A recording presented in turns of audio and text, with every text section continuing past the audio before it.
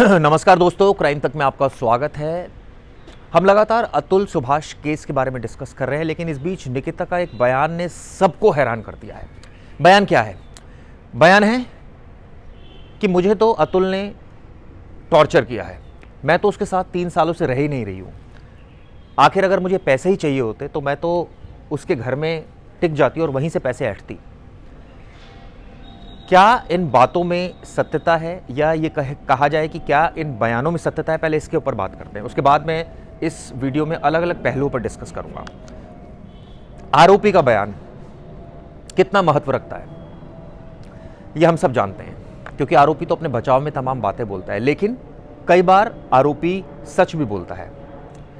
ये आने वाले वक्त में पता चलेगा कौन सच और कौन झूठ बोल रहा है। मैं ये नहीं कह रहा कि निकिता सच बोल रही होगी, लेकिन कुछ चीज़ें जो सच जैसी लग रही है वो मैं आपको बताता हूँ। ये बात सच है कि 3 सालों से निकिता उसके साथ नहीं रह रही थी। 2021 मई के महीने में वो घर छोड़कर चली जाती है और उसके बाद वो उसके पास नहीं थी। बच्चा उसके साथ था और करीब 3 सालों तक उसने बच्चे से मिलने नहीं दिया। सवाल ये उठता है कि बच्चे की कस्टडी वो क्यों लेकर बैठी थी? कोर्ट ने बच्चे की कस्टडी पिता को क्यों नहीं दी? कोर्ट पर तमाम आरोप लगाए, वो भी डिस्कस करेंगे, लेकिन सबसे पहले निकिता के बयान के बारे में। तो ये बात तो सही है कि 3 सालों तक वो नहीं मिली। अब बात आती है प्रताड़ना की। आरोप नंबर 2, क्या वाकई प्रताड़ित नहीं किया गया? देखिए, अगर निकिता के 8 से 9 आरोपों की बात की जाए तो उसने तमाम बातें बोली हैं, जिसमें उसने कहा है कि मेरे फादर की डेथ हुई, उसकी वजह अतुल था।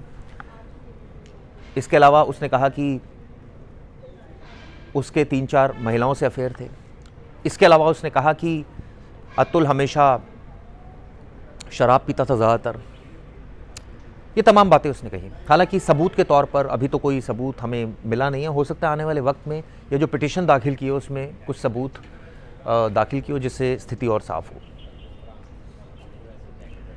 तो ये बातें तो उसने कही है, और ये जो आरोप मैंने आपको बताए तमाम आरोप उसने अतुल पर लगाए हैं, और साथ में ये भी आरोप लगा दिया कि वो उसको प्रताड़ित करता था। तो इस सेंस में क्या ये आरोप सही है जो उसने, मैंने वीडियो की शुरुआत में कहा था कि प्रताड़ित करता था? ये तमाम आरोप है, लेकिन सबूत भी तो दिखाने पड़ेंगे। आरोप लगाने से कुछ नहीं होता, आरोप तो कोई कुछ भी लगा दे। चलिए आगे बढ़ते हैं। निकिता का तीसरा पॉइंट है जो उसने रेस किया है कि 3 सालों तक, मैंने आपको क्लियर कर दिया कि वो साथ नहीं थी, बिल्कुल ठीक है। प्रताड़ित करते थे, मैंने पॉइंट्स आपको बता दिए, तमाम पॉइंट्स है। अब तीसरा जो पॉइंट्स निकिता का है, जिसमें उसने कहा है कि टिप्स जो थी, बल्कि अगर मुझे टॉर्चर करना होता तो मुझे पैसे ऐंठने होते तो मैं तो घर में रहती। देखिए, जिसको पैसे ऐंठने होते हैं उसको घर में रहने की ज़रूरत क्या है? इस केस में अतुल का अगर आरोपों पर जाए तो अतुल ने तो साफ साफ कहा है कि पैसे ऐंठने की मंशा थी, और ऐंठे भी थे।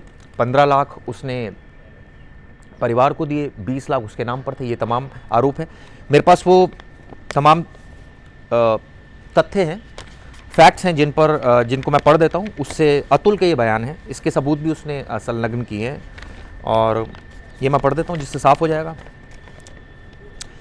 अतुल कहता है कि मैंने 2021 में मेरी वाइफ चली गई थी मई के महीने में, और उसके बाद अपने साथ मेरी एक सिर्फ गोल्ड रिंग्स को छोड़कर बाकी सब कुछ ले गई थी, यानी गोल्ड का सामान ले गई थी। मैंने 15 लाख रुपए बिजनेस के पर्पस से ट्रांसफ़र किए थे, उसका कहना है। पहले इन्होंने 1 करोड़ का घर की बात कही कि मुझे 1 करोड़ का घर खरीदना है। मैंने इसको ऑब्जेक्ट किया, और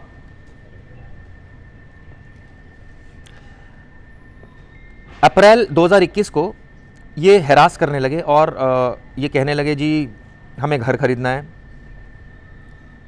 मैं 50 लाख देने को तैयार नहीं था। ये तमाम बातें उसने बोली, और उसके बाद जब तक वो मेरे घर से गई तो मैंने 15 लाख रुपए उसकी मदर और ब्रदर के नाम पर ट्रांसफ़र किए थे, और करीब 20 लाख रुपए वाइफ के नाम पर। ये अतुल का कहना है, और इसके सबूत भी उसने संलग्न किए हैं। तो ये बात तो काफ़ी हद तक सही लग रही है अतुल की, क्योंकि इसके एविडेंस भी उसके पास है, और तमाम बातें जो उसने कही है वो भी क्लियर हैं।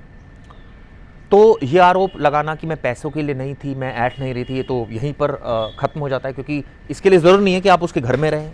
घर के बाहर रहकर भी आप ये सब कुछ कर रहे थे, जो कि इन डॉक्यूमेंट से प्रूव हो रहा है। उसने इससे रिलेटेड कई सारे सबूत भी लगाए हैं। तो ये 3 पॉइंट निकिता के थे जो उसने नए, एक तरह से कहा जाए कि जब उससे पूछताछ हुई पुलिस की, शुरुआती पूछताछ, क्योंकि उसके बाद तो उसको जुडिशियल कस्टडी में भेज दिया गया, तो उसने तमाम बातें रेस की। ऐसे में 3 पॉइंट्स क्लियर हो गए जो मैंने आपको शुरुआत में बताया। अब आ जाते हैं, अतुल ने जो कुछ ऐसी बातें बोली थी जो काफ़ी मतलब हम क्या इस घटना को मतलब अतुल को ऐसा बिहेव करना चाहिए था, नहीं, इसके बारे में हम डिस्कस कर लेते हैं थोड़ा सा।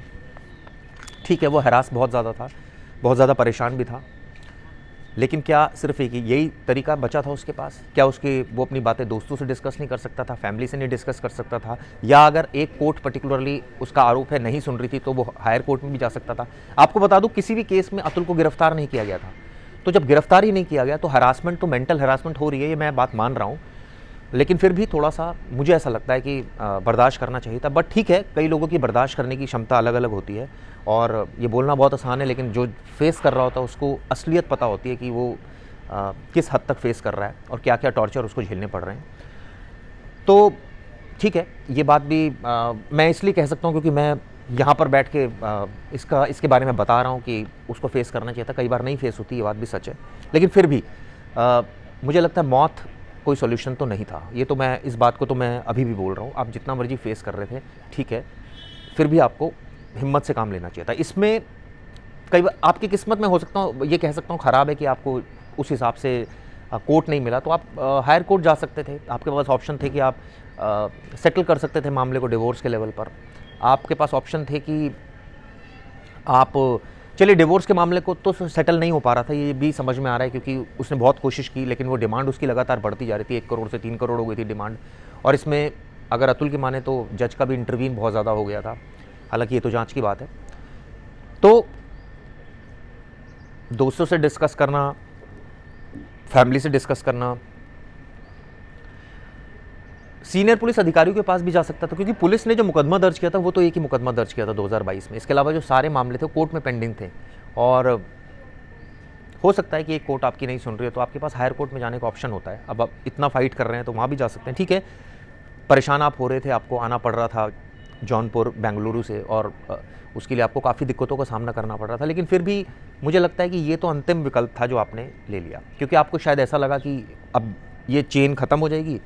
लेकिन हैरासमेंट तो अभी भी अगर वो चाहे कर सकती है, हैरासमेंट वो कर सकती है फैमिली इन लॉज के खिलाफ, कि भाई उन्होंने भी बहुत परेशान किया हमें, क्योंकि अब तो वो चला गया, यानी अतुल की तो डेथ हो गई, लेकिन अब फैमिली तो अभी भी है, उसकी मदर, उसके फादर, उसका जो अतुल का भाई है वो भी है, तो उन पर भी आरोप लगा सकती है। बच्चे की कस्टडी को लेकर भी तमाम बातें भी चल रही है कि बच्चा आखिर में, हालांकि फैमिली तो चाहती है अतुल की वो साथ में रहे, लेकिन अगर आरोप लगाने की बात है तो निकिता अभी भी आरोप लगा सकती है। तो ऐसी तमाम चीज़ें हैं दोस्तों जो मुझे लगता है कि अभी इस केस में अतुल चाहता तो अवॉइड कर सकता था सिचुएशन, जो मुझे ऐसा लगता है कि अगर वो थोड़ी सी इसमें मैं क्या बोलूँ इसको, मतलब कि ठीक है बोलना आसान होता है, लेकिन फिर भी मुझे लगता है मौत तो कोई सोल्यूशन नहीं था।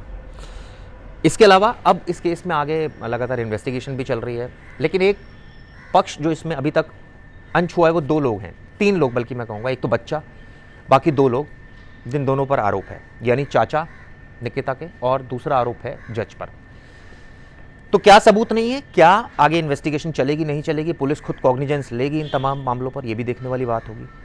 तो इस केस का मुझे लगता है कि मैंने आपको कोशिश की कि एक हस्बैंड वाइफ की साइकोलॉजी बताने की, पूरा सीक्वेंस बताने की। ये बात सच है कि अतुल परेशान तो हो रहा था और काफ़ी हद तक उसकी वजह उसकी पत्नी थी, लेकिन ये भी बात सच है कि और बहुत सारे तरीके थे इस केस को डील करने के। खैर, इस केस पर हमारी फिर भी नज़र रहेगी और अपडेट्स मैं आपको देता रहूँगा इस केस से संबंधित। और जो हस्बैंड वाइफ का रिलेशनशिप होता है ना दोस्तों, इसमें आपको एडजस्टमेंट ही करनी पड़ती है, क्योंकि 2 अलग नेचर के लोग होते हैं, वो अलग अलग तरीके से बिहेव करते हैं, और ऐसे में एक दूसरे की सुननी पड़ती है। कई बार आपको वो काम करने पड़ते हैं जो आपको करने का मन नहीं होता, और कई बार आपकी पत्नी भी वो काम करती है जो आप करना चाहते हैं। तो ऐसे ही ज़िंदगी चलती है, क्योंकि आप फिर बच्चों को भी देखिए अपने, आप इस माइंडसेट को भी देखिए कि आपको डेवलपमेंट करना है। सिर्फ एक रिलेशनशिप में ही अगर लड़ते रहेंगे तो कैसे डेवलपमेंट होगा। ऐसी तमाम चीज़ें हैं जो रिलेशनशिप को लेकर मुझे लगता है कि हम सबको सोचनी चाहिए। खैर, ये तो ज्ञान हो गया आखिरी में। ये वीडियो तो आपको कैसी लगी ज़रूर बताइएगा, कमेंट ज़रूर कीजिएगा। धन्यवाद दोस्तों।